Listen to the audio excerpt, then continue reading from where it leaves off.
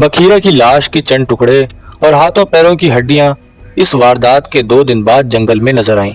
उधर से गुजरते हुए चंद मजदूरों ने झाड़ियों में से बदबू के भपके उठते महसूस किए। तजस्सुस हुआ और फौरन ही जायजा लेने के बाद उन्हें पता चल गया कि एक आदमखोर बला गांव के आसपास आ गई है। उन्होंने काम पर जाना मुलतवी किया और भागे भागे गांव वापस आ गए। इस खबर से लोगों पर खौफ व हिरास तारी हो गया और सब सवालिया नजरों से एक दूसरे को तकने लगे। उन्हें बखूबी एहसास था कि आदमखोर का नमूदार होना किस कदर मुसीबतों का बायस बन सकता है। और फिर सबसे बड़ी मुश्किल उनके सामने ये थी कि इस बला से दो दो हाथ करने का उनके पास फौरी तौर पर कोई इंतजाम भी न था। आदमखोर की मौजूदगी का मतलब ये था कि आए दिन वो बस्ती के किसी शख्स को पकड़कर अपना नाश्ता बनाता रहेगा, और दूसरे मायने ये थे कि मजदूर अपनी झोंपड़ियों में दुबके बैठे रहे, काम काज पर ना जाएं। उनमें से बेशतर वो थे जिनका काम बांस के जंगल में जाकर बांस काटना था। बाज लोग दरख्तों पर चढ़कर शहद के छत्ते तोड़कर लाते और शहर ले जाकर बेचते थे। कई ऐसे थे जो जंगली जड़ी बूटियां जमा करते। ये जड़ी बूटियां बहुत सी दवाएं बनाने के काम आती। अक्सर ऐसे थे जो जंगली परिंदों को जाल लगाकर पकड़ते और शहर में ले जाकर फरोख्त करते और अपना और अपने बाल बच्चों का पेट पालते। इस आदमखोर के आने से उन सब की रोजी का सामान फराम होना मुश्किल हो गया था। गांव में अलबत्ता एक शख्स ऐसा जरूर था जो इन गरीबों के किसी काम आ सकता था। ये एक मुसलमान शिकारी था। उसका असल नाम तो किसी को याद नहीं रहा। सब उसे दीना दीना कहकर पुकारते थे। दीना घटे हुए बदन का निहायत जीदार आदमी था। उसकी उम्र 45-50 के लगभग होगी। नौजवान था तो डाकुओं के गिरोह में शामिल होकर डाके मारा करता। फिर पुलिस ने उसे अपनी राह पर लगा लिया और गांव की चौकीदारी के फराइज सौंप दिए। उन फराइज के साथ साथ दीना एक काम और भी करता था कि वो गिरदो नवा में होने वाली मुख्तलिफ वारदातों की इत्तला हुक्काम तक पहुंचाता रहे और खुसूसन उन चोरों पर खास निगाह रखे जो रात की तारीकी में अपनी जानें जोखों में डालकर बांस के दरख्त नाजायज तौर पर काटते थे। दीना कभी कभी एक आध बांस चोर को पकड़वा भी देता, वरना अमूमन वो भी उनके साथ मिलकर अपना हिस्सा वसूल कर लेता। किसी जमाने में उसके पास एक पुरानी तर्ज की बंदूक भी थी जिसमें नाली की तरफ से बारूद भरा जाता था। एक दिन जबकि दीना अपनी पुरानी बंदूक में बारूद भर रहा था, नाल फट गई। दीना का चेहरा और हाथ वगैरह झुलस गए। खुदा ने खैर की कि आंखें बच गईं। बहुत दिन तक दीना बिस्तर पर पड़ा रहा। बिलाखिर लोट पोट कर अच्छा हो ही गया। इस हादसे के बाद उसने बेईमानी और चोरी चकारी का धंधा बिल्कुल छोड़ दिया और पक्का सच्चा मुसलमान बन गया। अब वो गांव वालों की हर मुसीबत में उनका साथ देता और इस खिदमत के अवज़ हर घराने पर फर्ज था कि वो दीना की रोटी पानी का इंतजाम करें। दीना दुनिया में तने तनहा आदमी था। उसके बाल बच्चे थे, न कोई अजीज रिश्तेदार। यूं भी वो उम्र के उस हिस्से में था जहां अहलो अयाल की ज्यादा जरूरत महसूस नहीं होती। दीना की तमाम जरूरियात इर्द गिर्द की बस्तियों में पूरी हो जाती थी। फिर उसे क्या जरूरत थी कि खामखा बीवी बच्चों की झंझट में पड़ता। एक दो बार शिकार की मुख्तलिफ मुहिमों में वो मेरे हमरा रह चुका था और बांस की कटाई के दौरान में जब जंगल का ठेका मेरे पास होता तब भी बारहा मैंने उसे मजदूरों की निगरानी के फराइज सौंपे। और ये वाकया है कि दीना ने मुझे कभी शिकायत का मौका नहीं दिया। दीना का ये तारुफ अगर मैं ना करवाऊं तो आप इस कहानी को सही तरह से समझ नहीं पाएंगे, इसलिए ये भी जरूरी था। गांव वालों ने दीना के सामने ये मुश्किल पेश की और उससे मशवरा तलब किया। दीना ने मेरा जिक्र किया और कहा कि इत्मीनान रखो, मैं बहुत जल्द एंडरसन साहब की तलाश में जाता हूँ। वो यहाँ आएंगे और इस मुसीबत से तुम्हें निजात दिलाएंगे। चुनाचे लोग मुतमईन हो गए। दीना ने वक्त जाया नहीं किया बल्कि उस रोज मांची से चल पड़ा। चूंकि आदमखोर जंगल में मौजूद था इसलिए दीना ने ये सफर अकेले तय नहीं किया बल्कि लाठियों और कुल्हाड़ियों से मुसल्ला 10 जवान अपने साथ लिए। मांची से 10 मील दूर ये लोग आयोर गांव की तरफ गए और वहां से 9 मील दूर एक छोटे से कस्बे में आ गए। उस कस्बे से दीना अकेला बस में सवार हुआ और बेंगलोर आ गया। मैं अलग सुबह नाश्ता करके अखबार से जी बहला रहा था। बाहर मेन गेट पर मैंने एक आदमी को खड़ा पाया। मेरा कुत्ता उस पर बुरी तरह भौंक रहा था और कुत्ते के डर की वजह से वो शख्स अंदर नहीं आ रहा था। मैंने कुत्ते को डांटा और खुद उठकर गेट पर आ गया। मेरा ख्याल था कि कोई भिखारी या जरूरतमंद है, लेकिन ये देखकर मेरे ताज्जुब की इंतहा न रही कि वो दीना था। उसकी आंखें सूजी हुई थी, दाढ़ी के बाल खड़े थे और सर खाक धूल में अटा हुआ था। एक नजर देखते ही अंदाजा हो गया कि वो बेहद थका हुआ है और गालिबन भूखा भी था। किस्सा मुख्तसर मैं उसे बंगले में ले गया। दीना ने मुंह हाथ धोया। मेरी बीवी ने उसे कुछ खाने के लिए दिया जिसे वो सख्त भूखा होने के बायस चबाए बगैर निकलता रहा। उस काम से फारिग होकर उसने मुझे तफसील से सारा वाकया सुनाया और दरख्वास्त की कि मैं भी उसके साथ मांची की तरफ रवाना हो जाऊं, वरना ताखीर की सूरत में आदमखोर मजीद आदमियों को हड़प कर जाएगा।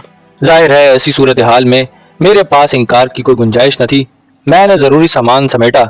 अगले ही रोज दीना के साथ बेंगलोर से मांची की तरफ रवाना हो गया। वहां पहुंचकर जिस बात का खदशा था वो सामने आ गई। 24 घंटे के अंदर अंदर आदमखोर ने दो मजीद अफराद को हड़प कर लिया था। उसकी ये तेज रफ्तारी हैरत अंगेज थी। ये तमाम वारदातें उसने 4 मील के दायरे में की थी। मैंने अंदाजा कर लिया कि ये कोई नौजवान शेर है जिसने ताज़ा ताज़ा इंसानी गोश्त और लहू का जायका चखा है, या वो बूढ़ा हो चुका है और आसानी से जंगली शिकार नहीं मिलता, जिसके बायस वो इंसानों की तरफ मुतवज्जा हुआ है।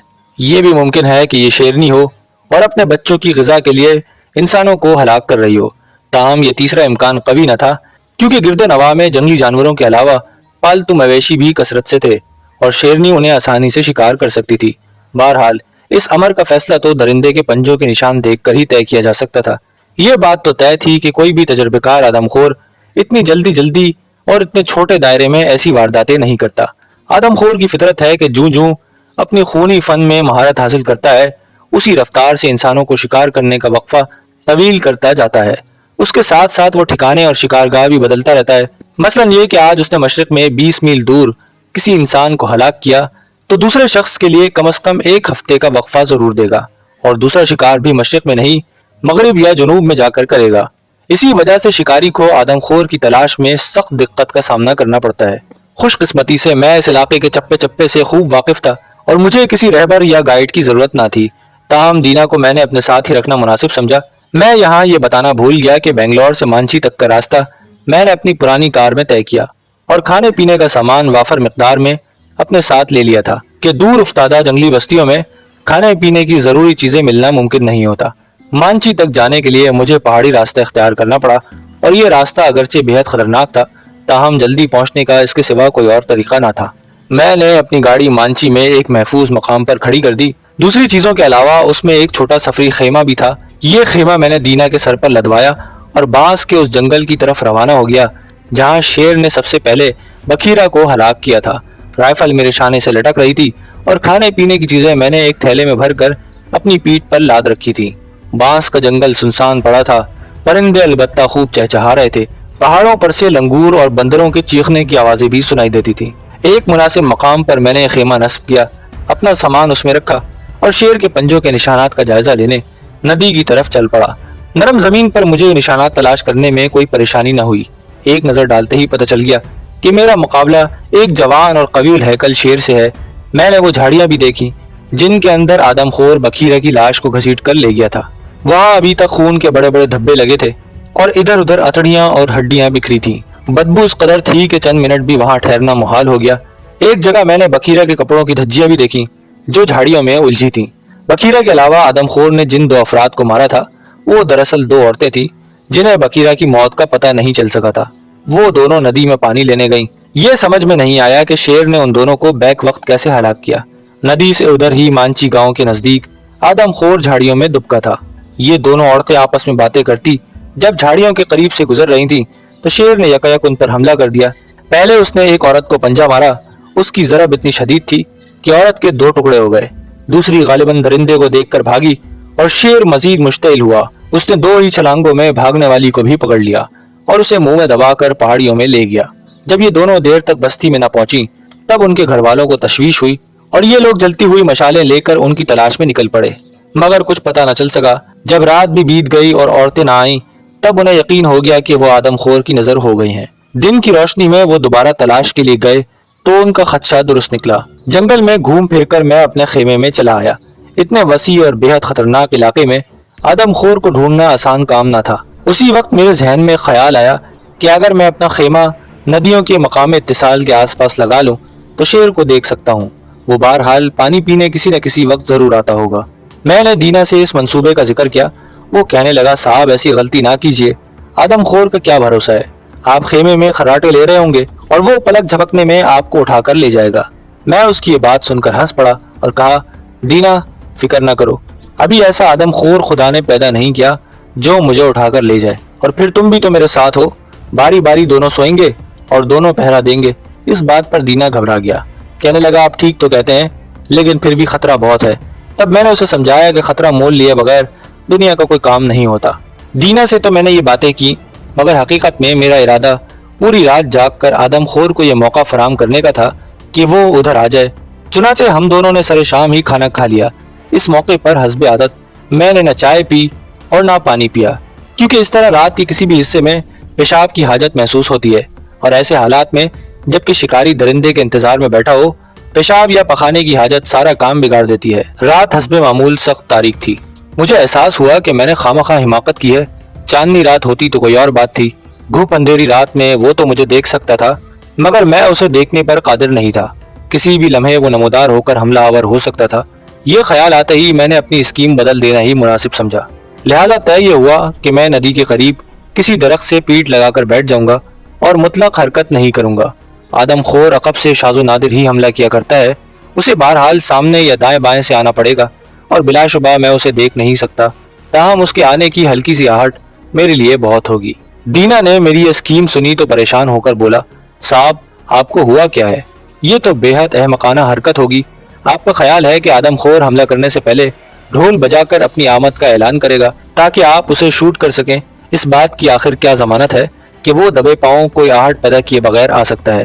یہ بھی یاد رکھیے کہ وہ نہایت طاقتور اور جوان شیر ہے، اس کی آنکھیں تاریکی میں آپ کو بخوبی دیکھ سکتی ہیں اور آپ اسے نہیں دیکھ سکیں گے۔ پھر سوال یہ ہے کہ وہ آدھی رات کو ندی پر آخر کس لیے آئے گا؟ وہ جانتا ہے کہ دن کے وقت وہاں عورتیں اور مرد پانی لینے آتے ہیں، رات کو کوئی نہیں آتا۔ میں نے کہا بے شک تمہاری بات صحیح ہے، مگر یہ تو دیکھو کہ اس کے سوا ہمارے پاس اور چارہ بھی کیا ہے۔ دینا نے اس بات میں گردن ہلائی اور کہا، چارہ یہ ہے کہ میں بھی آپ کے ساتھ بیٹھ کر شیر کا انتظار کروں گا، میں آپ کو اکیلا نہیں چھوڑ سکتا۔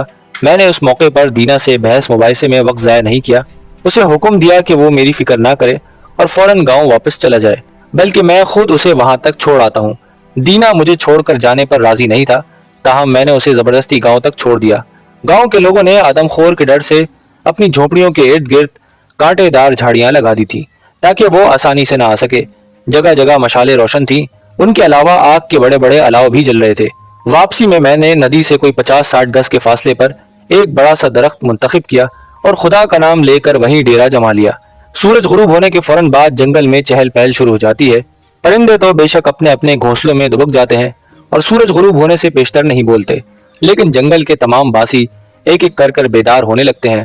الوؤں کے وقفے سے ہو، بندروں کے حلق سے عجیب عجیب ڈراؤنی آوازیں، جنگلی خرگوشوں کا جھاڑیوں میں ادھر سے ادھر دوڑنا، ندی کے آس پاس مینڈکوں کا مسلسل ٹرانا، جھینگروں کا ایک ہی سر میں راگ الاپنا، پھر کبھی کبھی جنگل کے اندرونی حصے سے بیک وقت کئی ہاتھیوں کا چنگھاڑنا، یہ سب مل کر نہایت دہشت انگیز سما پیدا کرتا ہے۔ اس کے علاوہ وادیوں میں شیروں اور چیتوں کے ہونکنے کی جگر پاش آوازیں ان سب پر بھاری پڑتی ہیں۔ بعض اوقات تو یوں محسوس ہوتا ہے جیسے درندہ بالکل آپ کے قریب آ چکا ہے، حالانکہ وہ وہاں سے میلوں دور ہوتا ہے۔ انسانی حواس بھی ایسے موقع پر انوکھے کرشمے دکھاتے ہیں۔ سامنے کھڑا ہوا درخت یکا یک چلنے پھرنے لگتا ہے، دور سے آتی ہوئی کوئی فرضی روشنی آپ کو حیرت میں مبتلا کر دیتی ہے۔ کبھی کبھی یوں لگتا ہے جیسے جھاڑیوں میں کئی تیز اور روشن آنکھیں آپ کو دیکھ رہی ہیں، پھر یک لخت یہ روشنی غائب ہو جاتی ہے۔ بندروں کی فطرت ہے کہ کوئی درندہ جنگل میں شکار ڈھونڈنے نکلے تو یہ درختوں اس کے ساتھ ساتھ چلتے ہیں اور چیخ چیخ کر جنگل کے باسیوں کو خبردار کرتے رہتے ہیں۔ مجھے یقین تھا کہ آدم خور کی آمد کی خبر وہ مجھے ضرور دیں گے۔ بندروں کے علاوہ دوسرے جانور بھی شیر سے خوفزدہ رہتے ہیں اور جو ہی وہ اپنی کمین گاہ سے برآمد ہوتا ہے کسی نہ کسی طریقے سے دوسروں پر ظاہر کر دیتے ہیں کہ بادشاہ سلامت کی سواری آ رہی ہے۔ رات خاصی بھیگ چکی تھی، فضا میں بے حد خنکی تھی، ندی کی طرف سے دم بدم سر جھونکے آ رہے تھے۔ میں مسلسل کئی گھنٹوں سے بے حس و حرکت رائفل ہاتھ میں تھامے بیٹھا تھا، حتیٰ کہ ریڑھ کی ہڈی سن ہو گئی۔ سوچ رہا تھا کہ شب بھر کی یہ مشقت رائے گا ہی جائے گی۔ دفعتاً دائیں جانب پھیلی ہوئی جھاڑیوں میں سے کوئی جنگلی مرغی پھڑپھڑا کر اڑی۔ میں اپنی جگہ پتھر کا ہو گیا۔ مرغی کا یوں پھڑپھڑا کر چیختے ہوئے اڑنا اس حقیقت کی نشاندہی کرتا تھا کہ آدم خور وہیں کہیں آس پاس موجود ہے۔ میری چھٹی حس ایسے نازک اور جان لیوا موقعوں پر بے حد مستعد ہو جاتی ہے، چنانچہ اس وقت بھی چھٹی حس پکار کر کہہ رہی تھی کہ موذی آن پہنچا ہے۔ میں نے آنکھیں پھاڑ کر آدم خور کو دیکھنے کی کوشش کی۔ میری آنکھیں اب تاریکی سے خاصی مانوس ہو چکی تھیں، لیکن اس کے باوجود میں آدم خور کو نہیں دیکھ پایا۔ بہرحال وہ جھاڑیوں میں کہیں نہ کہیں ضرور چھپا ہوا تھا اور شاید میری موجودگی کا راز بھی اس پر کھل چکا تھا۔ میرے اندازے کے مطابق وہ ندی کے پار پہاڑی کی ڈھلوان سے اتر کر آیا تھا اور ندی عبور کر کے جب ادھر آ رہا تھا تو اس کی آمد پر کسی جنگلی مرغی نے خوفزدہ ہو کر بھانڈا پھوڑ دیا۔ میرے اس شبے کو تقویت ان بندروں نے پہنچائی جو ندی کے آس پاس ہی درختوں پر اچھل کود کر رہے تھے۔ ادھر سے کوئی بندر چلاتا تو دوسری جانب سے اس کا جواب کوئی اور بندر دیتا۔